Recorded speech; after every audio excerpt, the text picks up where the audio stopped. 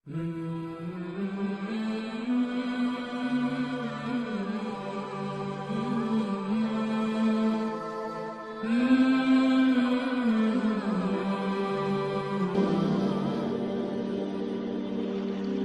Knowledge کے پیارے دوستوں، میں ہوں محمد انصار۔ آپ تمام دیکھنے اور سننے والوں کو السلام علیکم۔ ناظرین اکرام، وقت کی گرد کیسی کیسی حقیقتوں کو دھندلا دیتی ہے، اور جب کسی چیز کے وارث ہی اس سے غافل ہو جائیں تو کس بے دردی اور صفائی سے وہ چیز ان سے چھین لی جاتی ہے۔ اس کی مثال دنیا کی مقدس تاریخی عمارت مسجد الاقصیٰ ہے۔ یہ وہ جگہ ہے جہاں سے اللہ رب العزت نے اپنے آخری نبی محمد صلی اللہ علیہ وسلم کو معراج پر لے گئے، اور یہ مسلمانوں کا قبلہ اول بھی ہے، اور یہاں ایک نماز کا ثواب ایک روایت کے مطابق 50,000 نمازوں کے برابر ملتا ہے۔ لیکن افسوس کہ اس دور کے مسلمان اس کی زیارت سے محروم ہیں، اور عرصے دراز سے باہر کے مسلمانوں کو اس کی زیارت اور یہاں نماز کی ادائیگی کا موقع فراہم نہیں ہوا۔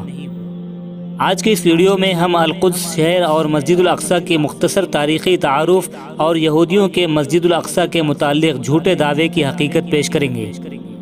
شاید کسی صاحب ایمان کے دل میں اس ظلم کے خاتمے کے لیے چنگاری پیدا کر دے جو ظالم یہودیوں نے برپا کر رکھا ہے۔ القدس دنیا کے قدیم ترین شہروں میں سے ایک شہر ہے۔ یہ یہودی، عیسائیوں اور مسلمانوں کے نزدیک یکساں طور پر مقدس ہے۔ القدس کی جو تاریخ آج کی انسانی دنیا کو معلوم ہے، اس کے مطابق یہ تقریباً 25 صدیاں پرانا شہر ہے۔ تو ناظرین، چلیے جانتے ہیں آخر یہ یہودی قوم ہے کون۔ ابراہیم علیہ السلام کے 2 بیٹے تھے، اسماعیل علیہ السلام اور اسحاق علیہ السلام، اور اسحاق علیہ السلام کے بھی 2 بیٹے تھے، ایک یعقوب علیہ السلام اور ایک عیسو۔ عیسو پیغمبر نہیں تھے جبکہ یعقوب پیغمبر تھے۔ یعقوب علیہ السلام کے 12 بیٹے تھے، جن میں سے ایک کا نام یہودا تھا۔ یہودی کا لفظ اسی سے ہے، اور یعقوب علیہ السلام کا لقب تھا اسرائیل۔ اسرائیل کا مطلب ہے اللہ کا بندہ۔ یہی بنی اسرائیل یعنی اسرائیل کی اولاد یہودی کہلائے۔ آدم علیہ السلام سے لے کر ملاکی علیہ السلام تک جتنے بھی انبیاء اکرام گزرے ہیں، یہودی ان سب کو انبیاء مانتے ہیں۔ یہودی ملاکی علیہ السلام کو آخری نبی سمجھتے ہیں، اور ملاکی علیہ السلام کے بعد جتنے بھی نبی آئے ہیں انہیں یہودی نبی نہیں مانتے، اور ابھی تک اپنے مسیحا کے انتظار میں ہیں۔ ان کے نزدیک مسیحا ہی آخری پیغمبر ہوگا، اور ہم مسلمانوں کے نزدیک ان کا مسیحا ہی دجال ہے۔ اسی طرح یہودی تورات کو اللہ کی طرف سے نازل شدہ مانتے ہیں، لیکن انجیل اور قرآن کو نہیں مانتے۔ دوستوں، آپ لوگوں کے سامنے ہیکل سلیمانی کی مختصر تاریخ بیان کرتے چلیں کہ 1049 قبل مسیح میں تابوت سکینہ رکھنے اور عبادت کے لیے حضرت داؤد علیہ السلام نے پہلی بار ہیکل کی تعمیر کروانا شروع کیا، جو اس وقت یہودی قوم یا بنی اسرائیل کے حکمران بھی تھے، مگر وہ اپنی زندگی میں اسے مکمل نہ کر سکے، لہٰذا آپ کے بیٹے حضرت سلیمان علیہ السلام نے اسے جنات سے مکمل کروایا، اور انہی کے نام سے اسے ہیکل سلیمانی کہتے ہیں۔ ناظرین، تابوت سکینہ اصل میں وہ صندوق ہے جس کے اندر تورات کا اصل نسخہ اور حضرت موسیٰ و ہارون کے عصا اور کرتا مبارک اور من کا مرتبان محفوظ تھے۔ سیدنا حضرت سلیمان علیہ السلام کے دور میں اس قوم کو بہت ترقی حاصل ہوئی۔ حضرت سلیمان علیہ السلام کی وفات کے بعد بنی اسرائیل کے اندر کئی پیغمبر لوگوں کے ہدایت کے لیے آتے رہے، لیکن یہ قوم بد سے بدتر ہوتی رہی۔ یہ کسی بھی طرح اپنے گناہوں سے توبہ تائب ہونے یا ان کو ترک کرنے کے لیے تیار نہیں تھی۔ یہ ایک طرف تو عبادت کیا کرتے اور دوسری طرف اللہ تعالیٰ کی احکامات کی کھلم کھلا خلاف ورزی بھی کرتے تھے۔ ان کے اس دوگلے پن اور منافقت سے اللہ تعالیٰ کی ذات جلال میں آئی، کیونکہ ان کے پاس بے شمار نبی بھیجے گئے، لیکن یہ قوم سدھرنے کو تیار ہی نہیں تھی، حتیٰ کہ ان کی شکلیں تبدیل کر کے بندر اور سور کی طرح بنائی گئی، طرح طرح کے عذاب دیے گئے، لیکن یہ گناہوں سے باز نہیں آئے۔ سود کے کاروبار شروع کر دیے، جادو سیکھنا شروع کر دیے، قتل و غارت اور بے ایمانی کے اندر حد سے بڑھ گئے۔ تب ان پر آخری عذاب کا کوڑا یوں برسایا گیا کہ اب اللہ تعالیٰ کی ذات نے انہیں در بدر لاوارثوں کی طرح چھوڑ دینے کا فیصلہ کیا۔ لہٰذا بابل کے بادشاہ بخت نصر نے 586 قبل مسیح میں ان کے ملک پر ایک ایسا حملہ کیا کہ کوئی عمارت صحیح سلامت نہیں چھوڑی۔ ہیکل سلیمانی کو مکمل طور پر تباہ و برباد کر کے رکھ دیا، اور ہیکل میں سے تابوت سکینہ نکالا اور اپنے ساتھ لے گیا، اور اس نے تقریباً 6 لاکھ یہودیوں کو قتل کیا اور 2 لاکھ کے قریب یہودیوں کو قیدی بنا کر اپنے ساتھ لے گیا۔ شہر سے باہر اس نے یہودی قیدیوں کی ایک بستی تعمیر کی اور اس بستی کا نام تل ابیب رکھا۔ 70 سال تک ہیکل سلیمانی صفحہ ہستی سے یوں ہی مٹا رہا، اور دوسری طرف بخت نصر نے تابوت سکینہ کی شدید بے حرمتی کی اور اسے کسی گندگی والی جگہ پر پھینک دیا۔ کہا جاتا ہے کہ اس کی اس حرکت کا عذاب اس کے پورے ملک کو اس طرح سے ملا کہ ایران کے بادشاہ سائرس نے، جنہیں قرآن کے اندر ذوالقرنین کے نام سے بھی جانا جاتا ہے، وہ شخص جنہوں نے یاجوج ماجوج کے لیے دیوار یا بند تعمیر کیا، انہوں نے بابل کے شہر عراق پر حملہ کر دیا اور بابل کے بادشاہ بخت نصر کو شکست فاش دے کر بابل کی سلطنت کا مکمل خاتمہ کر دیا۔ سائرس ایک نرم دل اور انصاف پسند حکمران تھے۔ انہوں نے تل ابیب کے تمام یہودی قیدیوں کو آزاد کر کے ان کو یروشلم واپس جانے کی اجازت دے دی، اور ساتھ میں ان کو ہیکل کی نئی سرے سے تعمیر کی اجازت بھی دی گئی، یہاں تک کہ انہوں نے تعمیر کے اندر ہر طرح کی مدد فراہم کرنے کا وعدہ بھی کر لیا۔ چنانچہ ہیکل کی دوسری مرتبہ تعمیر شروع ہوئی، لیکن اس بار اس میں تابوت سکینہ نہیں رہا۔ اس کے بارے میں آج تک معلوم نہیں ہو سکا کہ بخت نصر نے اس کا کیا کیا۔ کچھ لوگوں کا کہنا ہے کہ اس مقدس صندوق کی مزید توہین ہونے سے بچانے کے لیے اللہ پاک کے حکم سے اسے کسی محفوظ مقام پر معجزانہ طور پر چھپا دیا گیا، جس کا کسی انسان کو علم نہیں ہے۔ لیکن یہودی اس کی تلاش کے لیے اتنے پاگل ہو چکے ہیں کہ اگر پوری زمین کو بھی کھودنا پڑے تو وہ یہ بھی کرنے کو تیار ہیں۔ تو دوستوں، یوں دوسری مرتبہ ہیکل کی تعمیر کے بعد وقت گزرتا رہا، یہاں تک کہ کچھ عرصے کے بعد حضرت عیسیٰ علیہ السلام کا ظہور ہوا۔ اللہ کے اس رسول پر ایک بار پھر سے یہودیوں نے حسب معمول اپنی منافقت اور حضرت عیسیٰ علیہ السلام کا یہود کے علماء کو آئینہ دکھانے پر کہ وہ کس طرح چند ٹکوں کے بدلے میں دین کی تعلیمات کو بیچ رہے ہیں، ہر وہ کام کر رہے ہیں جسے اللہ نے منع فرمایا، تو ان کے بھی قتل کا فتویٰ صادر ہو گیا اور عیسیٰ علیہ السلام پر ظلم کے پہاڑ توڑنے شروع کر دیے گئے۔ دراصل یہودی اپنے مسیحا کے منتظر ہیں جو دوبارہ سے آ کر ان کو پہلی جیسی شان و شوکت عطا کرے، جن کا ذکر یہودیت کے کتابوں کے اندر موجود ہے۔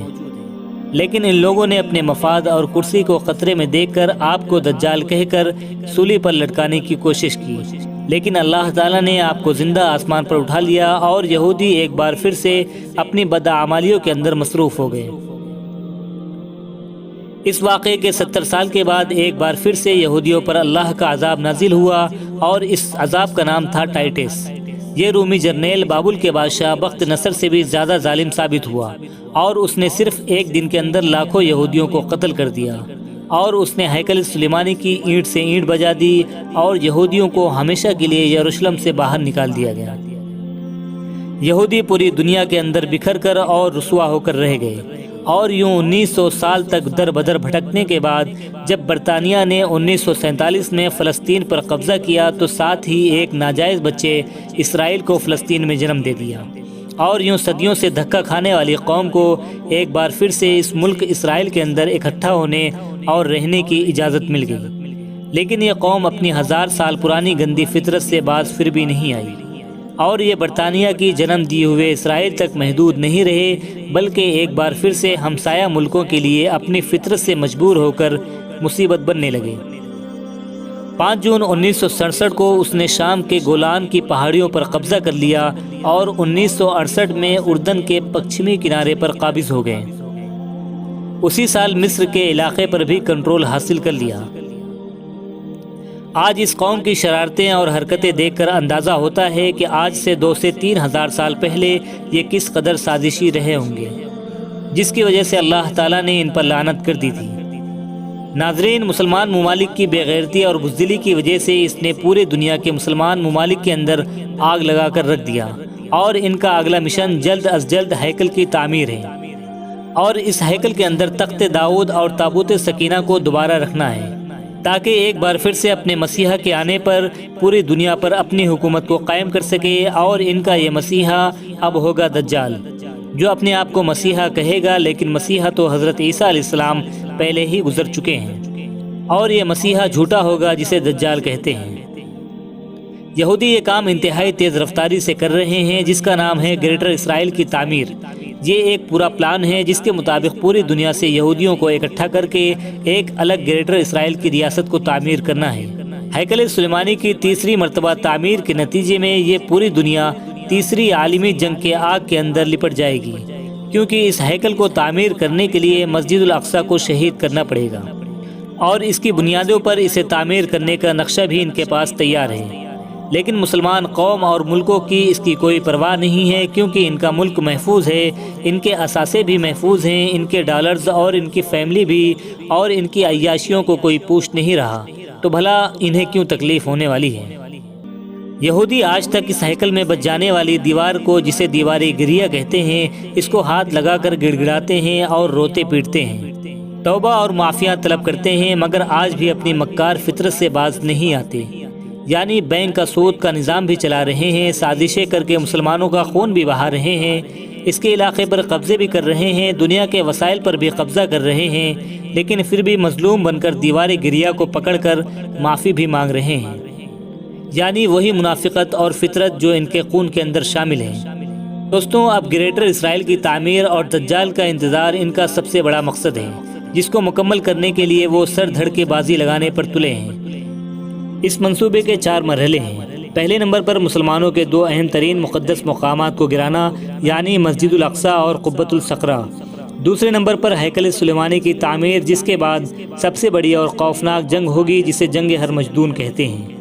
اور چوتھے نمبر پر حضرت داؤد علیہ السلام کی تاج پوشی کے لیے استعمال ہونے والے پتھر تھرون آف ڈیوڈ کو اس تعمیر شدہ ہیکل کے اندر رکھ کر دجال کی تاج پوشی کرنا، جو ان کی حکومت حضرت سلیمان علیہ السلام کی طرح پوری دنیا پر ایک بار پھر سے قائم کر دے گا۔ اس پورے پلان کو 1897 کے اندر بنایا گیا، جسے پروٹوکولز آف زائن کہتے ہیں۔ اسی دوران گریٹر اسرائیل کا نقشہ بھی تیار ہوا، اور اس نقشے کے اندر ایک بڑے سانپ کو ان تمام علاقوں پر اپنی گرفت کے اندر لیے ہوئے دکھایا گیا ہے، جو کہ گریٹر اسرائیل کے نقشے کے اندر شامل ہے۔ دنیا بھر میں کل 1.5 کروڑ یہودی ہیں، جن میں سے صرف 35 لاکھ اسرائیل میں آباد ہیں۔ انہوں نے دنیا بھر کے تمام یہودیوں کو اسرائیل لا کر آباد کرنا ہے، جس کے لیے انہیں جگہ چاہیے، اور اسی لیے وہ گریٹر اسرائیل بنا رہے ہیں۔ اور دوسرا یہ کہ انہیں تیسری عالمی جنگ ہرمجدون کے لیے تمام یہودیوں کو ایک جگہ پر اکٹھا بھی کرنا ہے، کیونکہ جنگ کا مقام اسرائیل کے اندر مجیدو نامی ایک پہاڑی اور اس کے ارد گرد کے علاقے کو بتایا جاتا ہے، جس کا ذکر بائبل میں بھی موجود ہے۔ 1900 سالوں سے یہودیوں کا خانہ کعبہ گرا پڑا ہے، اور جسے وہ تعمیر کرنا چاہتے ہیں، اور تعمیر بھی کرنا چاہتے ہیں تو مسجد الاقصیٰ کی بنیادوں پر۔ دنیا بھر میں یہودیوں کی تعداد 1.5 کروڑ کے قریب ہے، جبکہ دنیا میں مسلمانوں کی کل آبادی 1 ارب 50 کروڑ ہے۔ ان تمام اعداد و شمار کی روشنی کے اندر مسلمانوں کی تعداد اتنا زیادہ ہونے کے باوجود 1 کروڑ 50 لاکھ یہودی 1 ارب 50 کروڑ مسلمانوں سے بھی زیادہ طاقتور ہیں، کیونکہ اللہ کے رسول نے فرمایا تھا کہ اللہ تعالیٰ اس قرآن کی برکت سے قوموں کو عروج بخشے گا، اور اس پر عمل نہ کرنے اور اسے چھوڑ دینے کی وجہ سے مسلمان قوم معاشرے کے اندر ذلیل اور رسوا ہوں گے۔ آج دنیا بھر کے اندر مسلمانوں کے زوال کی سب سے بڑی یہی وجہ ہے کہ ہم نے قرآن اور اس کی تعلیمات کو زندگی سے نکال دیا ہے۔ کون سی وہ برائی اور 2 نمبری ہے جو ہم مسلمانوں کے اندر موجود نہیں ہے؟ سیکولر ترکی کی فوجوں سے لمبے عرصے تک مقابلہ کرنے کے بعد انہیں شکست دینے والے ایک بوڑھے دانشمند ترک نجم الدین اربکان نے مسلمان حکمران کی حالت زار پر تبصرہ کرتے ہوئے کہا تھا کہ 1.5 ارب مسلمان 80 لاکھ یہودیوں کا مقابلہ کرنے کے بجائے خدائی مدد اور ابابیلوں کے انتظار میں ہیں۔ مجھے یقین ہے کہ اگر یہ ابابیلیں مدد کے لیے آ بھی گئیں تو وہ ایک کنکر یہودیوں پر نہیں بلکہ ان بے عمل مسلمانوں پر پھینکیں گی جو صرف نام کے مسلمان ہیں اور خدا کی مدد کے انتظار کے سوا کچھ کرنا ہی نہیں چاہتے۔ مجھے امید ہے کہ آج کی اس ویڈیو سے آپ کو بہت کچھ نیا جاننے کو ملا ہوگا اور یہ ویڈیو آپ کو پسند آیا ہوگا۔ اگر یہ ویڈیو آپ کو اچھا لگا تو اسے لائک کیجئے اور مزید اس طرح کی انفارمیٹیو ویڈیوز کے لیے اس چینل کو ضرور سبسکرائب کریں۔ اب میں ملوں گا آپ سے ایسی ہی کسی ویڈیو میں، تب تک کے لیے اپنا بہت سارا خیال